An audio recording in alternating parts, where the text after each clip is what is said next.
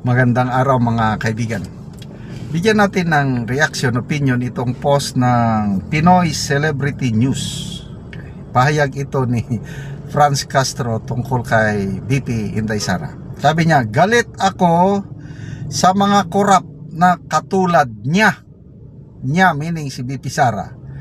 Franz Castro pinayuhan si BP Sara na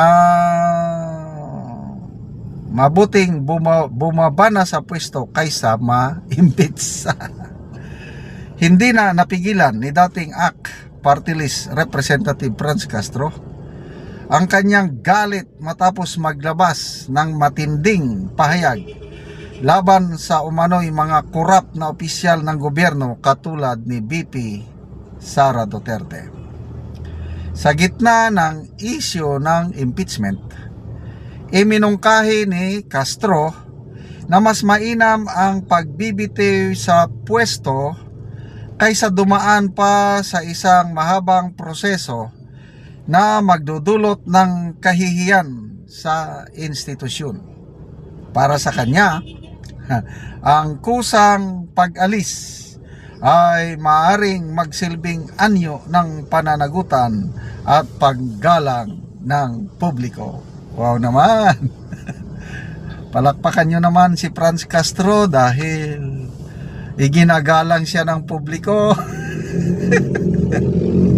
At si BP Sara masamang masama na para bang nahatulan na siya ng guilty. Oh, tanong, sino bang nahatulan ng guilty ng korte? Dalawang level na yan, ha. Guilty si Franz Castro sa RTC, pinagtibay ng Court of Appeals, guilty pa rin. Last resort niya na ngayon ang Supreme Court. Tapos she has the audacity, she has the tibay ng loob na galit ako sa mga korap na katulad niya. Wow naman. Ganyan tayo. Basically, ganyan ang tao Yung tingin mo sa sarili mo, okay ka, na hindi mo nakikita yung may tinatawag tayo na blind side. Yung ano ka talaga. Hindi mo alam kung ano ka talaga. Ang nakakapagsabi lang yung kapwa mo tao. Example, sa pamilya. Nako, ang aking wife, pasalamat ako sa kanya dahil akala ko okay ako. Mamaya sasabihin ng wife ko, hindi maganda yung ginawa mo, ganito. Then ma-realize ko, tama siya. Kaya kailangan natin ng critic. Nung una, pagsabihan ako ng aking wife, magagalit ako, mag-aaway. Ngayon, dahil tumanda na rin sa pag nagsalita ang aking wife, tawag ko sa kanya commander Pag nagsalita ang commander, tahimik ako, makinig, makiramdam, then mamaya magdasal. Mamaya ang leading sa akin ng Panginoon, tama ang misis mo, makinig ka sa kanya, sumunod ka sa kanya. Sumusunod ako, at least nalalaman ko yung kakulangan nako. Kaya kailangan natin yan sa buhay natin. Our critics are our unpaid guardian of our souls.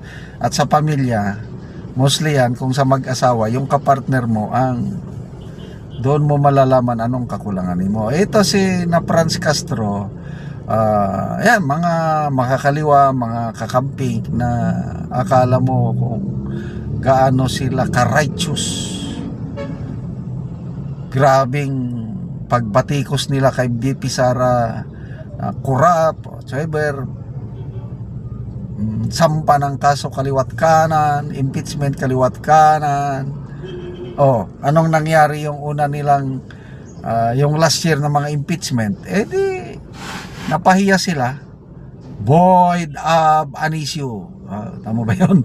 Void ab initio. Defective from the start. Unconstitutional, as if nothing happened. Ganon. So ngayon, file ng impeachment kay BP Sara. Kahapon may pangatlo na. di sige, let due process takes its course. So, bahalang mga kongresista, i-determine nila ng is it may form and substance. Tama ba? Is it correct? Sufficient in form and substance. Trabaho yan ng mga kongresista sa Committee on Justice.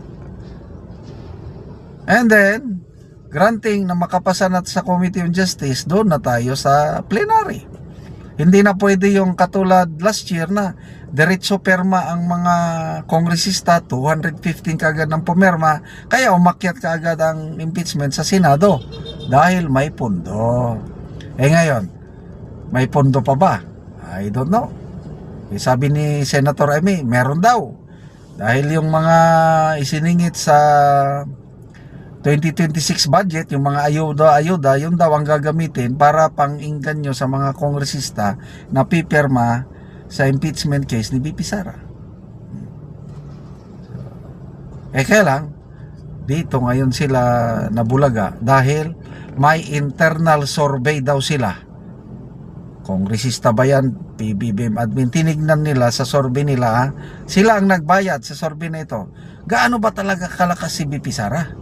Ano bang sentimento ng taong bayan tungkol sa kanya?